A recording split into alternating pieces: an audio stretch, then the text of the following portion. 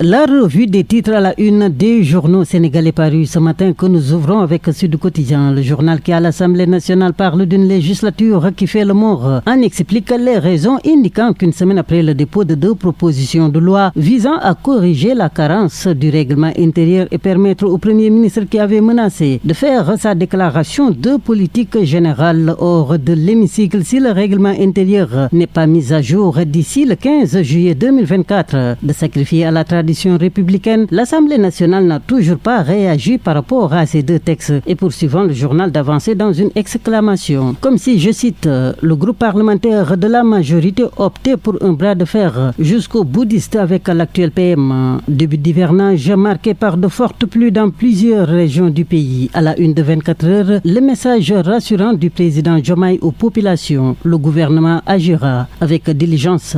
Pendant ce temps, à la une de plusieurs quotidiens de ce matin, le durcissement d'un ton, celui de Bougane contre le régime dit l'évidence. C'est une bande d'impôtiers plus enclins à racketter le secteur privé qu'à penser les mots d'un peuple escroqué, dit à la une de Les Échos Bougane. Le projet illusoire cède de la place à la misère. Le leader de Gëm Sa Bopp, également à la une de l'I Quotidien dans un style de jeu de mots, se prononce sur les 100 jours au pouvoir du nouveau régime. 100 jours de songe, 100 jeunes meurent à 100 pas de sans lui, 100 jeunes pour Sonko. Et puis revenant ce matin sur le décès de 89 migrants partis des côtes sénégalaises, l'As se fait l'écho de la sortie de l'ex-PM, candidat malheureux aux dernières élections présidentielles Amadou Ba, qui titille à ce propos, titre le journal, le régime de Diomaye. À la une du quotidien enquête le mutisme des opposants entre calcul et stratégie, barre en une la publication. Dette pension minimale, compte de dépôt, non-respect de la législation sociale. Quand l'État asphyxie l'IPRES,